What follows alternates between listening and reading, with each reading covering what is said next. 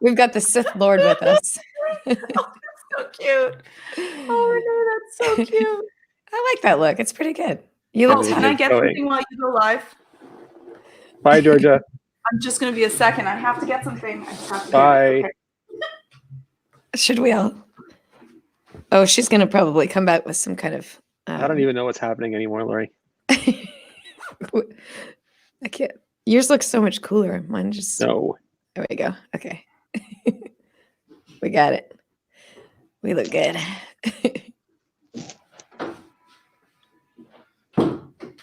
What's Georgia going to do? Oh. I thought you were going to come back with like some kind of funny mask or something. She did, didn't she? Okay, now we're all ready. All right, now we're ready. All right. Good afternoon. Today is Friday, February 7th, 2020. Today we're going to be talking about that new iPhone 9, all the beta goodies that have been revealed, and a whole lot more because this is the iMore show. And joining us today is a bunch of Sith Lords. One of them is Master Georgia Dow, expert at anxiety and things that make you feel bad. She's the head of anxiety-videos.com. Georgia Dow, how you doing today? I'm good. And here we go to go with our... we got an adorable baby Yoda. Hand stitched, right? Somebody made that for you, right? Oh, yeah. The cutest That's thing. So cool. That's so baby Yoda. That's so cool. So I'll just be doing that through the entire show. Sorry. I will. I'll just let you know it's going to happen. We got to watch out for that baby Yoda because we're the bad guys here. So the other Sith Lord joining us on the show today is Renee Ricci. How you doing, Renee? Oh, this podcast is fully operational. Your faith in your microphones is yours. I also see Viper in the chat. When he's in the chat, I feel like we should grab him and throw him on the show at some point. We just got to know when he's around. Yes. That's a great idea. I like his enthusiasm. Yes. I don't know if he actually likes live streaming or not. He only live streams 8 days a week, so we'll have to find out. Yeah, he might be sick of it. It might be like being a doctor when you go hang out with your friends and your friends are like, I got this problem. Please don't ask me. I'm not your live streamer. Don't ask me about my job right now. I'm not working. So the first thing I want to talk about today is something that it's actually been talked about a lot for like a year, just because that's what we like to do is talk about stuff. But very recently, there's some pictures came out of an iPhone 9 pre-order sign in Korea at a telecom retail store. So that's why I want to bring up this iPhone 9 again. Did either of you see these pictures? Yeah, I was making these photos.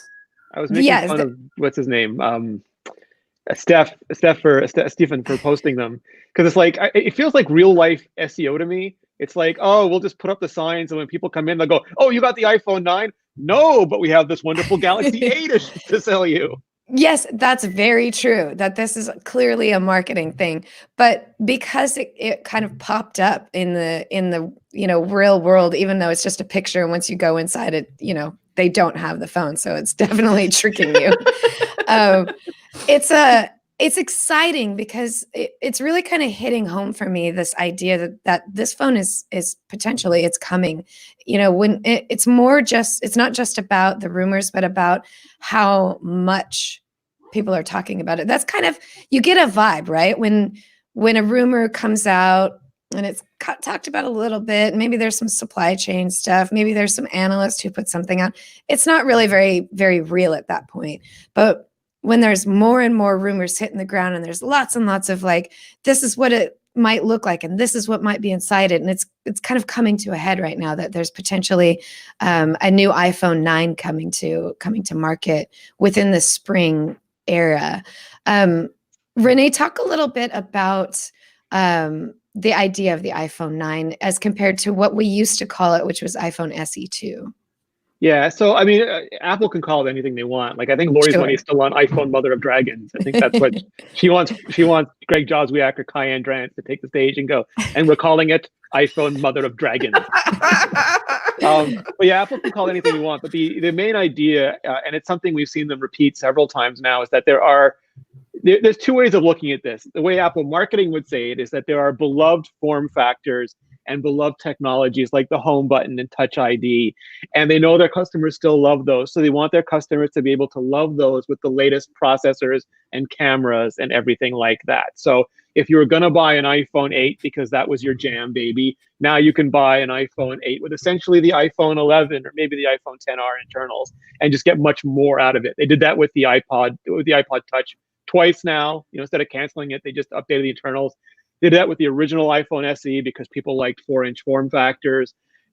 Internally, it helps them because what the deal is, like companies like Huawei and Samsung essentially will have nation state level funding. That means that they can exhaust the money of their country, not just the money of their companies, and still keep going. So it means that Samsung can release, and they do, like 30 phones a year. We only see a few in North America, but there's like a bunch of Samsung A series phones, and they don't have to make any money off of them.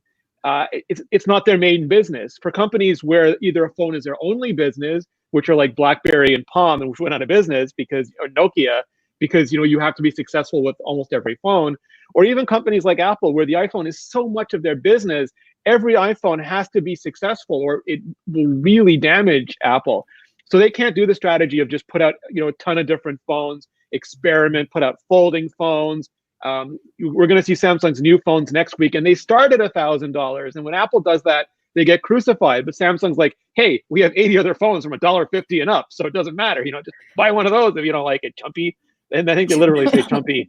It's a quote. It's a direct quote. Apple just can't play that game because they don't have the U.S. Treasury behind them. So they have to be smarter. And one of the ways they're smarter is they take designs they fully paid down. That means it doesn't cost very much for them to manufacture those anymore.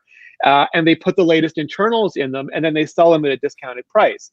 So yes, the starting iPhone now is $700, but you'll be able to get the whole chassis for the iPhone 8, which is completely paid down, and you'll be able to get it with the latest internals because those just cost what the internals cost, and it lets Apple make a much cheaper package. So if the $700 iPhone 11 is too much for you, hey, we got a $400 iPhone 9, and it's the same experience, but with the home button you love. And it makes that sort of financial sense for them. And I know some people are like super sad you can't get an iPhone SE, not looking at anybody across from me, an iPhone SE size device. But the problems with that is they'd either have to take the existing iPhone SE and go full screen with it to make it that's a modern phone, and then that design wouldn't be cheap anymore. It'd be an all new design, and you'd be paying all new prices. And also, as phones got bigger, they said like, oh, we have more space. We can put in hotter, faster chipsets, and those hotter, faster chipsets, they don't work so well in smaller, more constrained phones. They tend to shut off anytime the power spikes, and that's just they'd have to make a whole new processor just to fit in them. And again, then you're looking at a $700 phone and not a $400 phone anymore. Renee's making the case for why my sad existence doesn't get another 4-inch phone, and I'm okay. I've come to terms with it. I've mourned the loss of the 4-inch phone. So do you think that you could actually go back though, Lori, and feel comfortable with the small little tiny screen after having a large screen and getting used to it? Yeah, I know what you mean. I do still have my iPhone SE, and I test the beta on it, and it is rough. It is rough.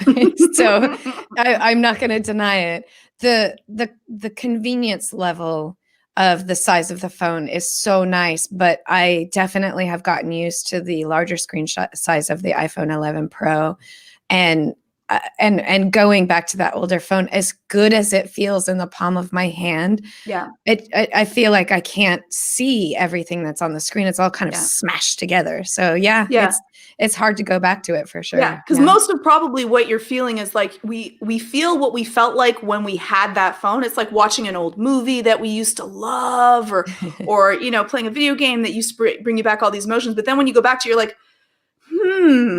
I don't feel the same. You got used to having more, and we do not do a good job with having less after we've gotten more. You can't really take away things from people, and then it being okay either. So I think that a lot of people, though, they emotionally want to have the 4-inch phone. They may not actually enjoy the experience of having something that would have to be slower would not work as well. They'd be missing all that real estate. They wouldn't be, all of the writing would be squished and either way too small, or you have to scroll through to read each line, which drives us all crazy. Everyone hates that. And so I think that, Lori, you will adapt and it'll be okay. That's what I'm saying. It'll slowly be okay, and you'll be happier with the bigger phone. Yeah, we have a question in the comments from Ixon, who's I don't know how to pronounce it still. It's been weeks and I still fail. Ixon, who says, "What about a phone that is the screen size of the 8 with the squared edges of the 5?" Oh, and that again, that might be the iPhone 12. Because, but again, that's a new design, and a new design has to be paid for. And some companies like BlackBerry or Samsung famously would make like bin phones where they'd go into the part bin and just like slap them together and ship them. But Apple doesn't do that. They're literally crazy. They make machines that make the bezeled edges on the phones, and that makes the production process incredibly expensive for a small amount of phones. But like when you make 100 million phones, it's fine. It's just that would make that $400 phone $700 again, and there's not that many people who want to pay that much for a small phone. It's no longer what they need, which is a really cheap entry level phone to be able to grab some more of the market that they already don't have. And so if they're going to have to go through a redesign, now they're going to have an expensive phone, which is really what they're looking for, is a, great working, because they can't deal with the bad press, because everyone would jump on the bandwagon of how this phone is trash. Which they will anyway, no matter what. That's probably true. Yeah, people will be like, "Oh, I miss out that it only has one camera and this is so horrible, Apple. How could you do that?" And you're like, you paid $400 for this phone. You don't get everything. You can get it fast, you can get it good, you can get it cheap. Come on, like, you don't get it all. So, and that's pretty much actually you do with this phone. It's just not going to be as great as a phone that's $1,000+ And everybody talks about, like in the tech space, like, oh, it's an iPhone 8 does not. We have to remember that most people don't buy new phones every year, like much less every few months. And the people upgrading this year are coming from iPhone 7, iPhone 6, 6S, and 7. And to them, that's like just the next upgrade. And if we can get it for $400, that's great. They're not upgrading from an iPhone 11 to an iPhone 9. No one's going to be doing that. No. Yeah, no. Although and I might, just for fun. Well, okay, so people the people that might be actually writing about it might have to get a phone when they already have the newest. True.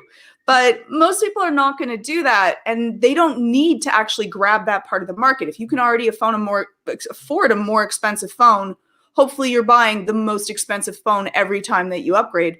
They're grabbing this phone like you can give to your kids that are dying to have an iPhone, and you're like, I don't want to spend $1,000 on my child or teen. Hopefully not your child. Your child shouldn't be having a phone until later in life. Anyways, different story for different time.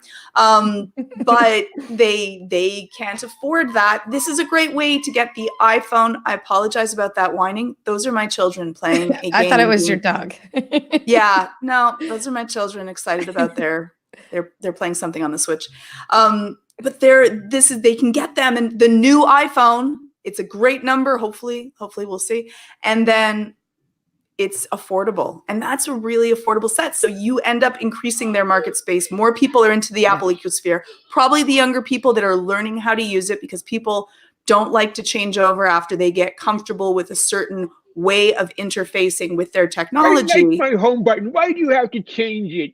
Well, again, a lot of people might choose for the home button. I think that's one of the spaces, is if you are a chef or someone where you cannot look directly at your phone. Coronavirus mask. Yeah, you can't turn it on. Exactly. This might be the one area where I could see people, I won't say downgrading, because that seems a little elitist. Side grading? Moving to a more affordable. Retrograding. To another phone because of that home button. I'm going to be a little bit jealous. I am, because every time I can't stare at it and I have to type in the passcode, I'm very angry. So being able to just use my finger, like hopefully on the next phone, I get both. I'm just saying. Yeah, maybe. Hopefully. So in terms of the cheaper phone, like that's the whole point of this, and everything that we're hearing about it is that it's the cheaper iPhone. It's the less expensive iPhone. And something else to be talked about is the fact that so we're listening to Georgia reprimand her children for being too loud. So it's pretty funny. I heard the Emperor's theme as she walked over there. Bum, bum, bum, bum, bum, bum. Oh, that was great.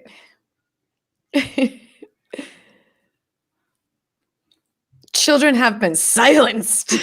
I feel so bad. They're like, are you on a podcast? Which I already told them. Really? And then after I tell them, yeah, they're like, can they hear me? I'm like, yeah. Oh, yeah. They're like, Jim should just leave it in so that they. You're going to have to just invite them over here and they're going to have to join They us will. on the What are you kidding? podcast. They will. They will. That's not even a maybe if I said they would be there, but then we would never be able to get rid of them. Okay, they're not give their on this opinions one, and everything. Oh, yeah. So, Jojo, the one thing I was talking about before you had to go reprimand your children was another reason for this low-cost iPhone is that Apple is clearly trying to it's trying to shore up its services. And what better way to get more people on board with your services than to offer a really inexpensive starting level phone that has all of the new things. So if you are somebody who has never bought a smartphone, there's still a few of them out there, or if you're an Android user, but you are kind of interested in some of the things that Apple is doing and its services, you're going to look at an iPhone 8 and go, why do I want a really old phone? You're going to look at an iPhone 11 and go, that's too much money for me. But if you look at an iPhone 9, it has really great internals. It has a lot of great features. It's an iPhone 9, so it's brand new. That's going to be your entry-level phone. You're going to pay $400, $450 for that. And then you're now in the Apple ecosystem. And if you don't like it, you didn't spend a terrible amount of money to test out the Apple ecosystem. So that's, I think, also one of the things that Apple's looking to do is try to get just some of those people who are on the fence and don't really want to spend $700, $1,000, $1,200 on their phone. This is the better price to kind of win them over, those people who are thinking about it but haven't quite, made the jump yet. Apple Arcade and a dream, yo. Yeah. Well, I think that also a lot of people cannot afford. I think that most of the world is not able to afford a new iPhone. It's way outside of what they can budget, along with everything else that they have to budget in their lives. And so a lot of people are lucky to be able to afford it, but most people in the world cannot. And this is a nice way to be able to have a great phone that is exceptionally stable if you're, caring about your privacy. And then it grabs more of that market force. And that's most of it. Most people really want to get an iPhone. And again, some people totally hate iPhones. That's fine. But they want to, but they could not afford to. And this is going to increase their numbers.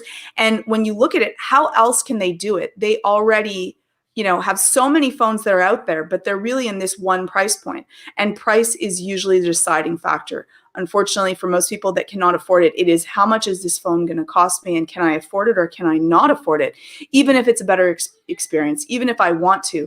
And so I think that there's not many other ways that Apple could really, truly increase their market share of phones that are out there without having a low cost kind of entry level phone that is one of the newer phones that are in the market.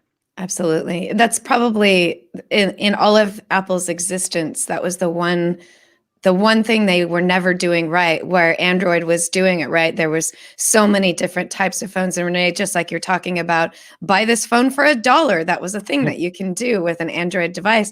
And iPhones always seemed sort of elitist. They seemed like they were out of reach for so many people. And no, you can't get a brand new iPhone for $1, but a $400, a $450 price point is certainly a much more enticing entry-level price. And the key here, because Apple has had lower priced phones in the past, but they've always been a couple of years old. And this would be a brand new phone with brand new internals coming in at a price point that people can justify. They can look at that and say, I can make this work. I can make this happen. And it's worth it to make it work because it's a brand new phone. So it's kind of like the perfect start, I think. And to reiterate, I think something we had talked about before, the naming scheme. I think from a marketing standpoint, and Georgia, you might even be able to talk about the psychology behind that a little bit.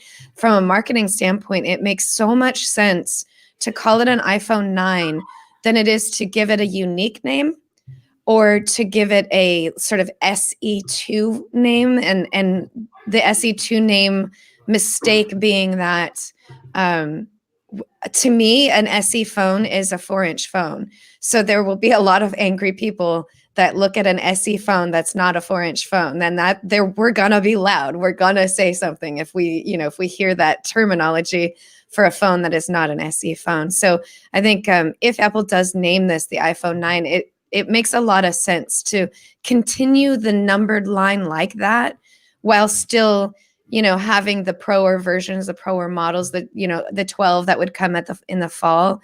There'd be sort of two separate lines, the 9 being the low cost phone, and then next year or the year after, the 10. Well, actually, no, we kind of get lost after that, don't we? They have to start naming it something else right after the 9. So Yeah. yeah. But I think that you're right. I think that if they need to have a name that doesn't make it sound like it's the cheap phone. That would be a killer. No one wants to have the phone that looks, feels, sounds cheap. Yes. And Apple's Samsung's product, using Lite. Like they have a Galaxy S10 Lite and a Galaxy Note 10 Lite, and I just don't know how the Lite branding is going to go over. I don't know. Light also seems cheap to me. Like, and especially with tech or with gifts, I don't know. I think that unconsciously when we think of something light, it is not as good as the regular. It's either diet, or it doesn't have as much alcohol, or it's the cheap version. So I would hope that they don't go with the light, and again, then Apple will get hit for copying. But I think that a number would be fair, and I think that calling it something that, again, I just think it could be part of the number line. I don't know if like an SE would be fine, because they'll notice it and they'll still say, oh, you have the SE. So I'm not sure if that would be the best way for them to number it, though I'll say it. I totally hated the word iPad for the iPad because it sounded like feminine napkins. And we went through all kinds of jokes about that. And it's been very successful, even though I still think it's not the best of names. But they went with it and it was very successful. But I think that was mostly because of how great they worked and there was nothing else out there, not because of the name. Yeah, well, I think I do remember the fun jokes when the 12.9-inch iPad came out, the Maxi Pad, if I remember correctly. Yeah, we bought one that was a case. Remember that, Renee? Yeah. Yep.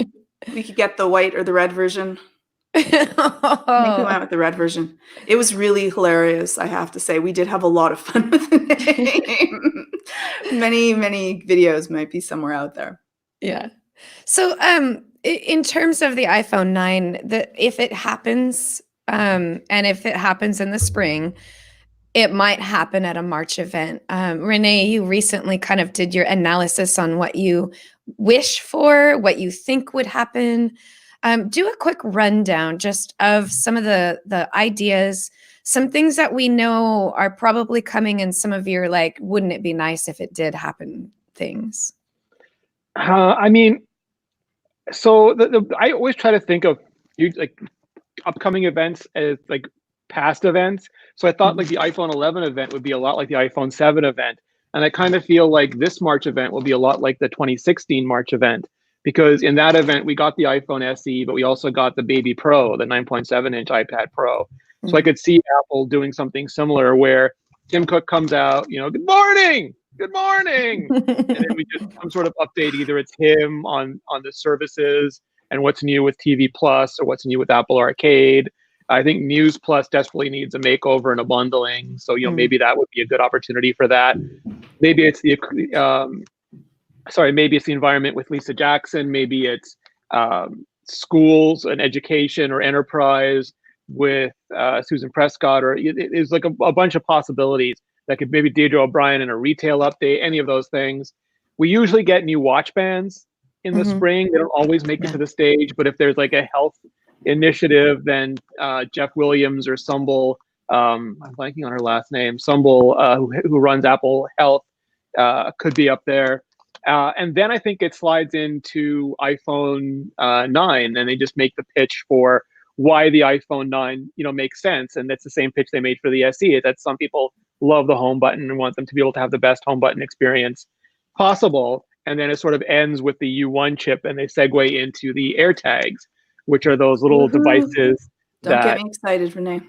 Those little devices. Well, Apple's going to have to be careful there, because there's already a bunch of our usually favorite journalists you going, oh, Apple's going to make trackers that you can stick in people's cars or gym bags and stock them everywhere, as if like the Tile doesn't work that way now, or if you can't just slip a phone in somebody's bag. But it'll be headlines.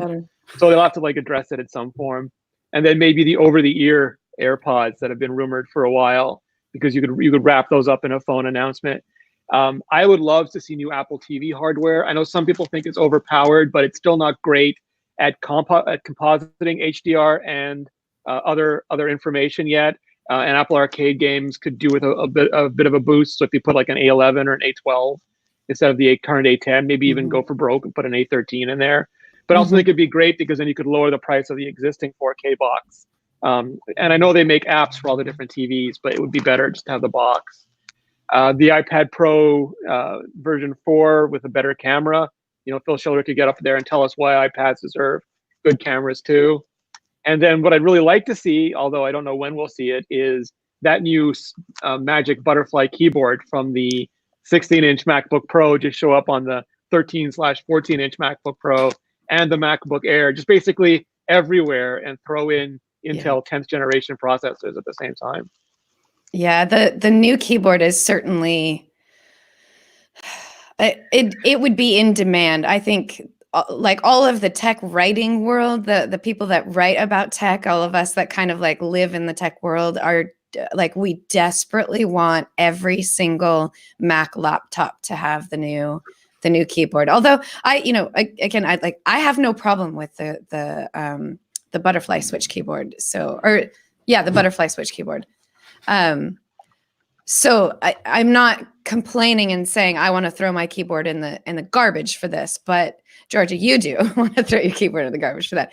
But if Apple could just update them all, you don't even have to put out a new, like a 16-inch MacBook Pro MacBook Pro. You don't have to come out with a 14-inch MacBook Pro. Just put it in the new keyboard. Just give us that. Like that would be enough to make a lot of people happy for sure. A lot of people would come back to laptops if that were the case. Oh yeah. When one of my keys dies, I go back to my very angry status of being. The one she usually reserves for Siri. Siri and this relationship is getting worse. So I'm just saying, Siri hates me. I think that there's actual code. Looking up getting worse on the web. Here's the results I found. Yeah. No, she definitely knows, and she holds a grudge. Yeah.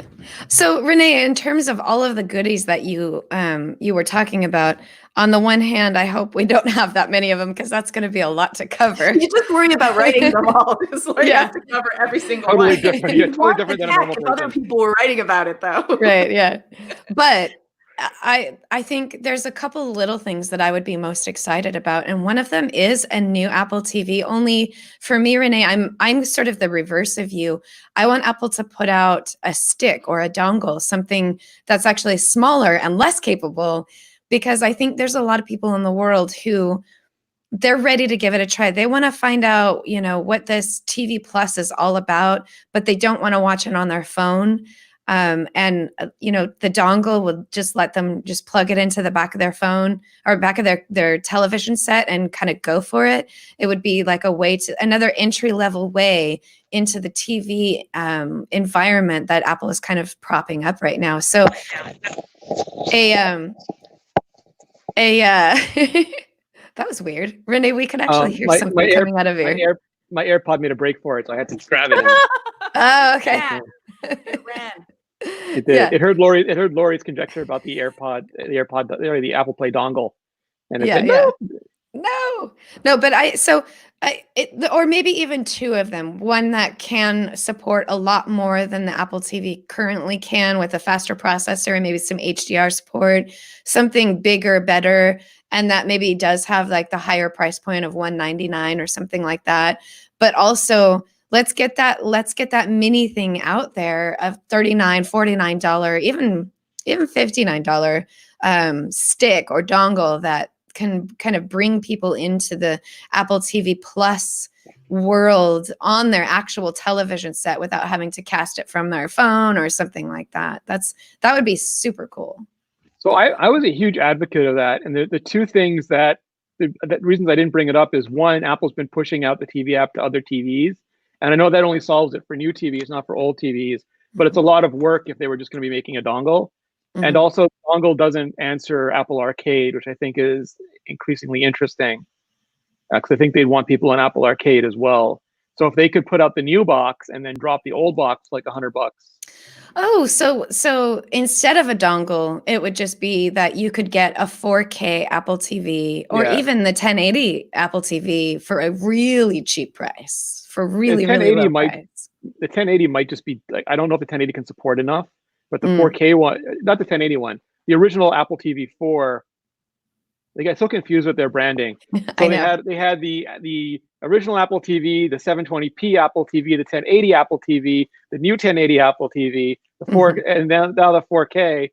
But so as long as you can play Apple Arcade on it, and I think you can. I don't know if you can with the 4 app. We'll have to figure this out. But yeah, the more they can push the price down, the better. You can play Apple Arcade on the 1080p Apple TV. I've done it because up until Christmas I had that one.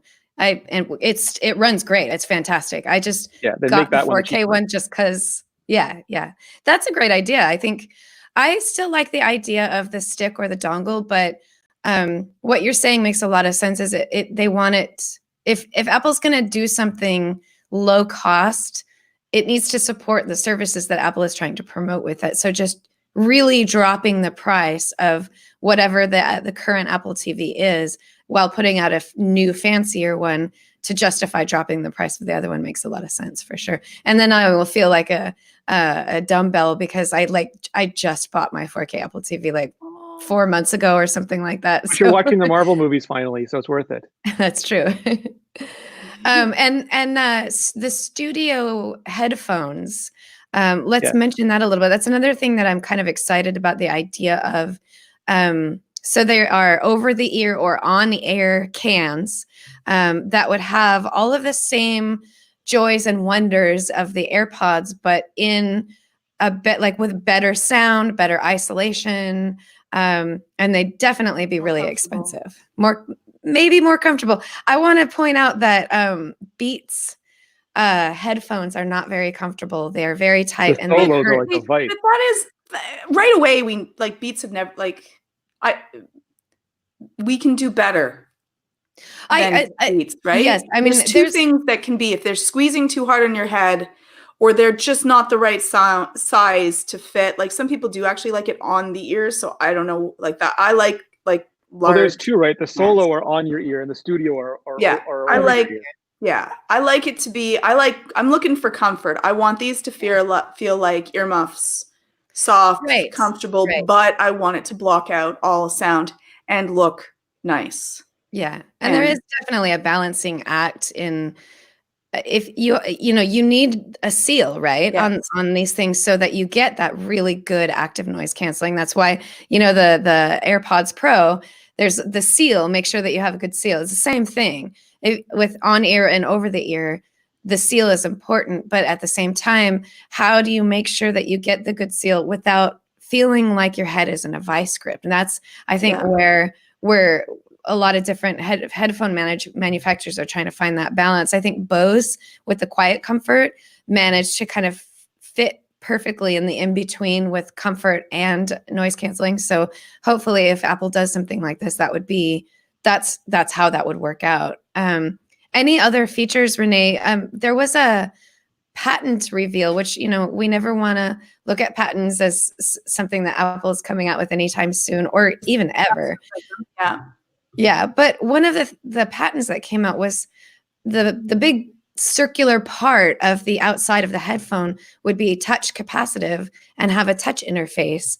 I'm guessing it would probably need to have some sort of tactile feel to it. So it might be more home button-esque with haptic feedback, maybe, where when you press it, it would make a bzz sound to let you know that it worked. But some sort of a touch capacitive exterior. Do you think, Renee, that might be something? Can you imagine, like, if we could get DJ Pro made for the AirPod Studio, and like it could be like with the glove on the turntable, and I see on them like I'm reckless. Meow meow. That would just be fantastic. Yeah, I would love that so much. But it would have to be that would be a great feature. It would be cool looking, But or it would be not cool looking, but it would have to be pretty simple, simplistic design because we can't see it. We're not great with, like, when things are in front of us, we have a much better range of motion of what we are doing and understanding of that versus like singular on one ear. And then there might be a like proper ear and you can't put them in reverse because maybe only one of them would and people would be touching the wrong side. Then people get angry. So we would need a like single button, dual button kind of interface. Siri, no, that is never a good answer for me. My poor, she'd be like, okay, please turn up the volume. Okay, I will turn all your devices off, Georgia. So it would have to be something that would be really simple, but I would like that. And the only problem is that often, like, I'm wearing gloves. So that's the other part is that I need then my touch capacitive gloves. Blah, blah, blah, yeah, blah, blah. that's very true. That taking into consideration, it's one thing to have to use touch capacitive gloves or take off your gloves when you're accessing your phone, but you don't really want to have to do that with your headphones. If you've got a set of headphones on, you're probably fiddling with it, getting the sound right, pausing it, playing it, fast forwarding, whatever you're doing, a lot of that stuff with your hands. So physical buttons are probably a very important idea. What about colors, Renee? Do you think we're going to see if this happens, that it would be any other color besides white? Am I frozen or can you guys still see me? I look frozen. We can hear you. You're frozen, but you sound great. Yeah. Okay. That's so weird. Machine is so weird. Yeah, I mean, Apple likes every color as long as it's white for this kind of headphone stuff, right? Like, I don't think Apple's ever branded a headphone that's not white. It's because it's iconic. It's free marketing. Fair. Yeah. But if they're going up against Beats, which probably wouldn't be that difficult they got to fight. Beats. But they're going to be yes, they own Beats, but they have Mickey Mouse Beats, Georgia. But they do. It's got a giant Mickey Mouse on each side of them, and they have to do them for sport. I think they'll let Beats be the colorful, crazy Olympics. Every Olympic team gets their own flag version. Can we please have them in any other color but white, please? Can I have at least white and black? Because Renee actually jumped off with he was so offended by my status of asking for another color on Apple's side that he left. But white gets dirty and grimy, and you can tell. I would love. And you buy a new one.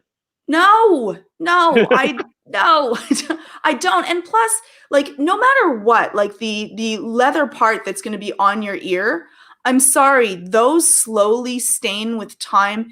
It is not pretty. It cannot be plastic, whereas with the AirPods, it's pretty bloody, easy to clean, relatively so. Checking my microphone once as I test your audio. It's going to be on your face all the time, and that slowly discoloring is horrible. I'm sorry. I don't want them to have to come out with a how to clean your, headphones, just like they did with the Apple Card.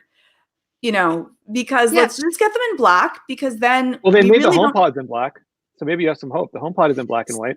So thanks. Renee, I'm gonna side with Georgia and argue against you just a little bit on this. I can see why Apple always wants to make its in-ear headphones, its buds, white, because that is very iconic, and it's been iconic since the iPod. So Apple wants to stick with white because that's a very distinct look. But an over-the-ear or on-ear pair of headphones, that's a new world that Apple can tackle. And it doesn't have to be white. It can be silver, space gray, not forest green. What's the green? What's the green Moss again? Green. No. That's not what color they call it. Is it? They don't call it midnight green. Oh wait, it is. It's midnight green. Yeah. But it's moss green for the PowerBeats Pro. Yeah. So they could potentially make a line of headphones that actually match our iPhones. This is totally possible, totally doable, and there's not as much of a need to stick with the iconic look that the earbuds have to have. Those jerks won't even make old iPads anymore. I mean, they're like, large things can't be colorful. Well, but that might be that they're just not selling as many. I get it. They're not, like, no one really cares about the color of their iPad that much. Like, besides, like, some of us in our ecosphere, we do. But they don't really care about that. But for headphones, that is an accessory. A lot of people wear them even when they're not listening to them, because this is an accessory. So similar to your watch, which you want to be able to match what you're wearing. And I can understand, Lori, I'm with you on the, yes, it's iconic, so they want to keep the white on the buds. Viper though. says matte Like black if all they the go, things. yes, I'm please, please. Can you please just, I'm not going to, And then I do an don't awesome want the white commercial. Like, one. remember the midnight commercial for the iPhone 7? Just do a new Yes, can't midnight we just commercial have, with the could Studio we, Pro pods. a dark zone, Apple dark, and then they have all of the stuff in dark, and then I'll buy all, like, you'll make money just off me. Because I And then want you my get buds also in black. Because, like, just to make Dre feel bad, you get Ice-T to do all of them, and he's like midnight chilling in the AM, PM, cooling, drinking apple juice, and Evil's beat. Like, you just get this whole, the promotion works great. It sells itself. It does. It does. On that note, Renee, we're going to switch on over to a little bit of sponsoring. So Okay. Valentine's Day is coming up. And Ooh. if you are still in the what do I get for my significant other, head over to bokes.com/iMore and click on one-click V-Day roses, because it's quick, it's easy, bam, one click, you're done. You've already got your roses. You just got to put in your address or the address of the person it's getting to, and bam, they've got it. Bokes is a flower delivery service that utilizes locally sourced, eco-friendly farms, sustainable growth, flowers and plants. They have a huge selection of flowers. You can do the traditional Valentine's Day roses if you want, but you can also switch over to lilies, daisies, mums, snapdragons. You can do plants instead of a bouquet of flowers. You can have a plant sent to somebody, which I think, if you really want to be sustainable, send somebody a plant, because that will last forever. It won't die after the well one runs dry. It'll keep going. Succulents. So you can choose from a wide variety of plants that are all sourced by eco-friendly farmers, and they're made, sustainable products and things like that. If you're sending for some other occasion, a birthday, a Mother's Day, all of the different holidays, they will filter out for you the types of flowers you might want to give to somebody. And they start as low as $39 for a bouquet. And a lot of them are free delivery. Usually you only have to pay for delivery if it's like, oh no, I need this now, I need you to have same day delivery. That, like, those are the times when you're going to spend more. Otherwise, they're free delivery. They have subscription based flowers, which is my favorite, because you can have flowers delivered to your door once a week, every 2 weeks, once a month, anytime you want. They're there, they're fresh, they last a really long time. I don't have my bouquet with me, but 3 weeks ago, Bokes.com sent me 2 bouquets of flowers, and they are absolutely gorgeous, beautiful lavender roses.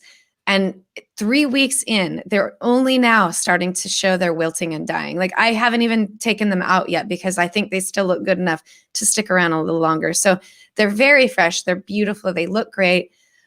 So you want to go to bokes.com/iMore. That's sorry, let me make sure that I'm reading that out right. I don't want to mess that up. BOUQS.com/iMore to get 25% off your order. So that's going to make your Valentine's Day bouquet a little bit cheaper. And you'll get same day delivery if you want. You can do that one-click V-Day where it just automatically prepares you for a dozen roses to get sent somewhere, and all you have to do is put in an address. It's like immediately in your shopping box for you. Or you can pick from a variety of different tiers of the same type of flower. You can choose 12 flowers or 24 flowers. All of these it's all sort of interchangeable. And again, one of the greatest gifts that you can give for Valentine's Day or any day are a subscription for fresh flowers delivered to someone's door, every week, every month, whatever you want. So go to Bokes.com. That's BOUQS.com/iMore, and enter the promo code iMore at checkout to get that 25% off. And thanks to Bokes for sponsoring this week's episode of the iMore Show. So, talking about things that are not here yet, things yet to come, this is our sort of the future is now episode, because what I wanted to talk about next was some of the reveals that are turning up in the various betas. So starting with the tvOS beta, and Renee, this speaks to your idea that there might be a new 4K TV on the way. In tvOS, let's see, what is the beta? Oh, tvOS 13.4 beta. So it's not live yet, it's in the beta. There is coding that implies that there might be a new model of Apple TV coming soon. The codes reveal. Go ahead. I was going to say, thank goodness. I mean, it's just like it's in the code, but I don't want to see Eddie Q or somebody get up on stage and announce it already. Absolutely. And of course, in a code, in a beta, that doesn't mean anything. So it's not definite, but it's nice to see that there's potentially something coming. So there's new code names T1125. The current one is actually J105A. And the HD model, the 1020p model, J42D. So this T is suggesting that it's a new model coming soon. Some speculation around the water cooler is that it might get like a little bump in quality, Ultra HD, something like that. And Renee, you were speaking to the possibility of the processor chip jumping up to 11, 12, 13, because currently it's on 10. So an improvement in that. So then another thing that has popped up that is pretty exciting, and this looks pretty much like a version of it is going to happen once the betas are turned public. iOS 13.4, macOS Catalina, and iPadOS 13.4, we might see a universal app store. So the beta definitely shows that you can bundle apps in a universal way. But this also kind of leads to the possibility of buy one, get them all. And it's the same app across all three devices, all three. I mean, I don't even want to say devices. It's the same. So there's a bunch of different words here, and they're deliberately confusing. So when you have an iOS app, it's a universal binary, and that means that in the one binary is the code to run it on your iPhone or your iPad. And it has all the assets. You don't download all the assets because that would be inefficient. But inside the binary, there's all the assets to run it on an iPhone or an iPad. What they've done with Apple TV apps is make a universal bundle. And that means when you buy the Apple TV app or you buy the iPhone app, it unlocks the other one. It just shows up in your account as purchased, but you're downloading a separate binary. And this sounds like they're just adding the Mac binaries in. So it wouldn't be a universal binary, because some people are like, oh, Apple's reinventing universal Windows application. No, maybe one day, but not yet. And maybe with Catalyst, but not yet. But it just means that when you buy the iPhone or the iPad version or the iOS version, it would unlock the Mac version or vice versa. You'd get them essentially for free, which some people like the idea of because people like getting free stuff. But a lot of developers have to think really careful about it, because it's not like it doesn't cost anything to make a Mac version. It's incredibly expensive to make a Mac version. And the big concern is that it further devalues apps, that because you can have them for free, people will expect them for free. And that's fine if you're Google and you're just making apps because you want to suck down people's data from your back end. And it's fine if you're a big company where the app is just a nice to have, like your Air Canada or Delta or something, and you're just making apps. But if you're like James Thompson, or you're like Paul Haddad, if you're like making like Tweetbot, or you're making pCalc, that's an incredible amount of time that people are going to very soon expect to have for free. Or they're going to move to subscription like everything else. And we'll have a repeat of our last week's conversation about how many subscriptions can everybody really tolerate. Mm-hmm. Right. So it's good for us, but it may not be good for the entire ecosystem. It's a good convenience. It may not be a good business reality. Right. Yeah.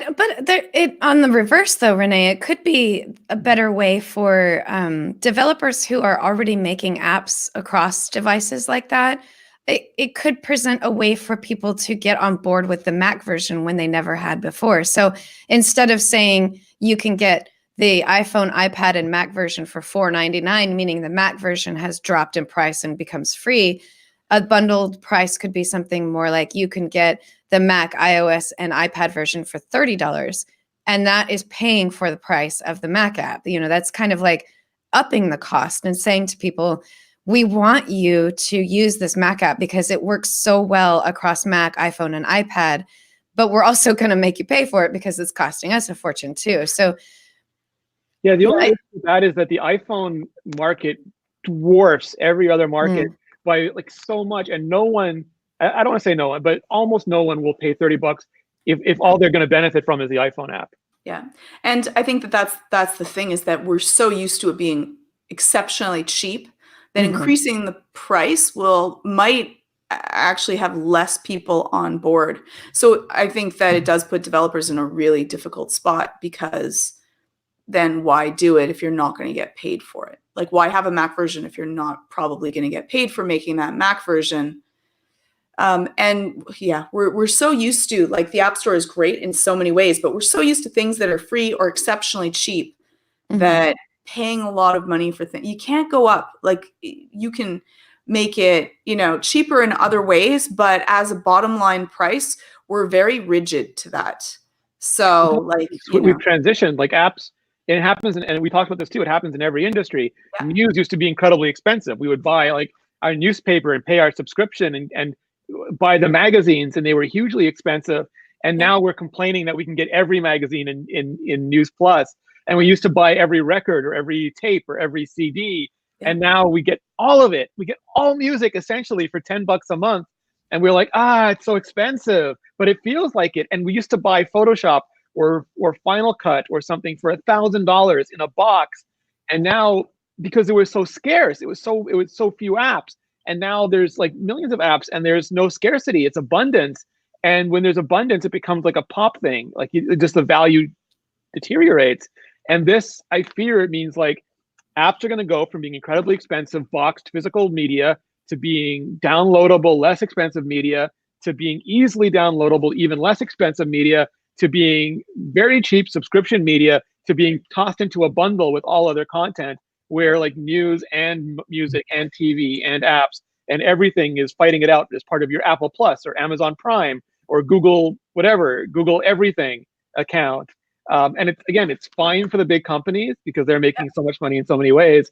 Exactly. But again, it's like the wooden toy maker in the modern plastic toy environment. It used to be one in every village, and now it's like artisanal. Yeah. It's going to change, but you're absolutely right. It's going to change. All of those small individual developers are the ones that are going to lose out from this.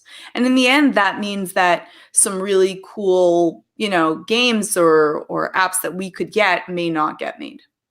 Anything that's not a blockbuster. It's like movies. How many really like art house movie? Like there's a small spike now because of Netflix and stuff, but you just don't see the same variety. And everything has to be a big blockbuster movie. It has to make back its money, or it gets put on a streaming service. Like it's just a very different. And can apps be a streaming service? Maybe, but is there enough to be made out of them? Right. They take a look with Apple Arcade. So yeah. But maybe that's like a potential future that we could look at is.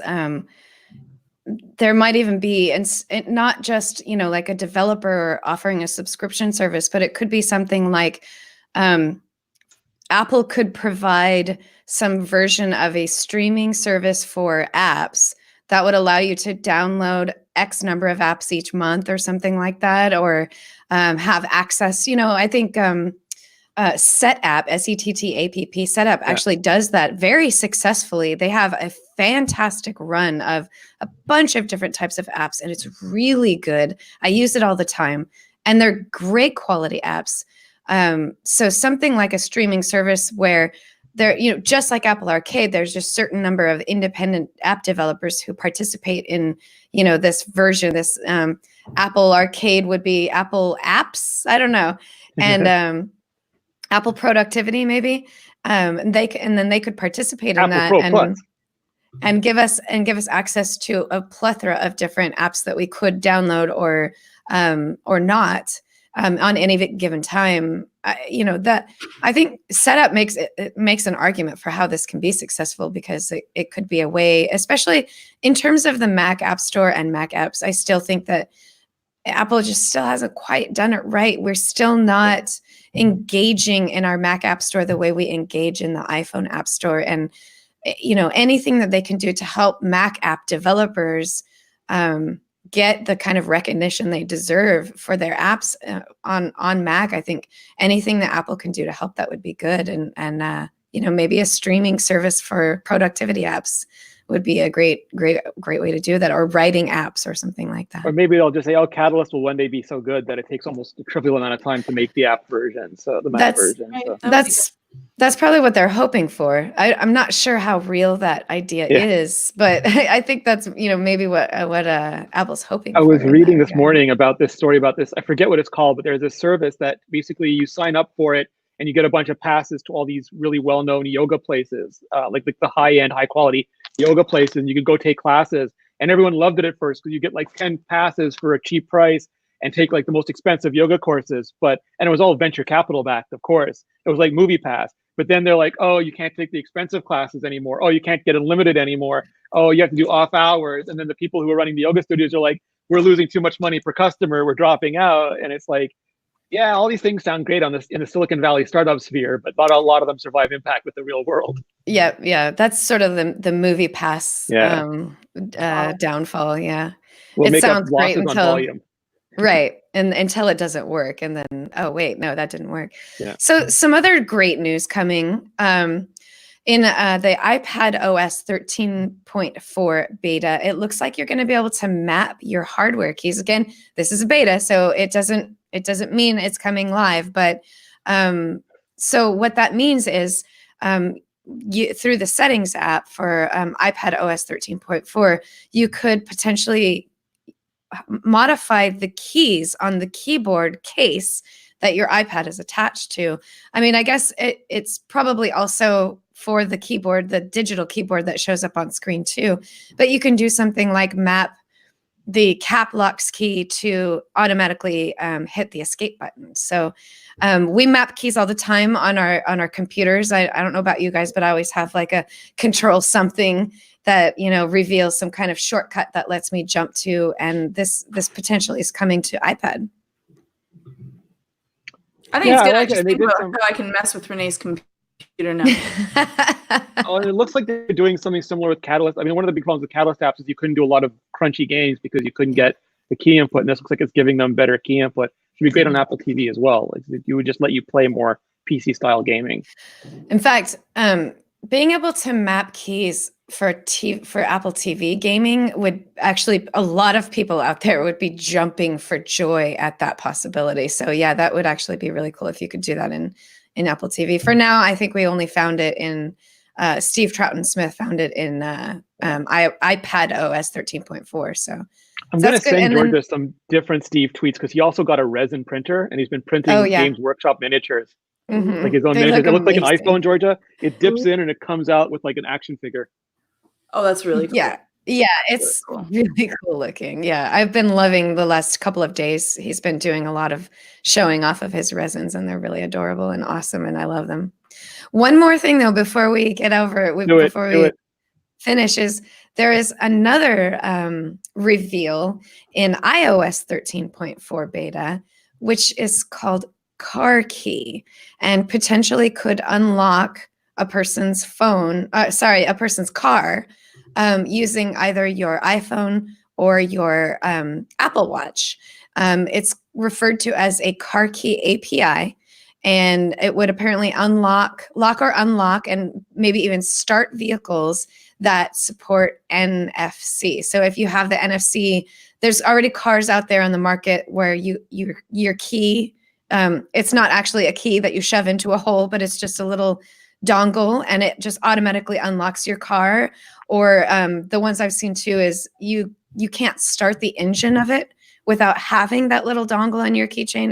It's a proximity thing, so it locks your car until the little dongle's there. So this little dongle potentially could be like a version, or actually the iPhone or Apple Watch could be a version of that dongle that you have it in your pocket, you have it on your Apple Watch, and potentially you wouldn't even have to use Face ID or Touch ID. Similar to Express Transit, you could have Express mode, which would allow you to just walk up to your car and it would unlock it, get in your car, and the engine would start.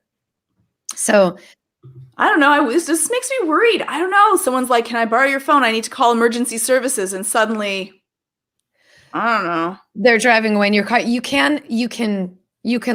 So express mode is optional. So it would be like, you wouldn't have to always have it on. It would be something you would have as an option. You could turn it on if you felt like it was something that just like not locking your phone in my hand more often than I have my keys for my car in my hand. The one place, your phone runs out of battery more often than your car keys run out of battery. That is a very good point.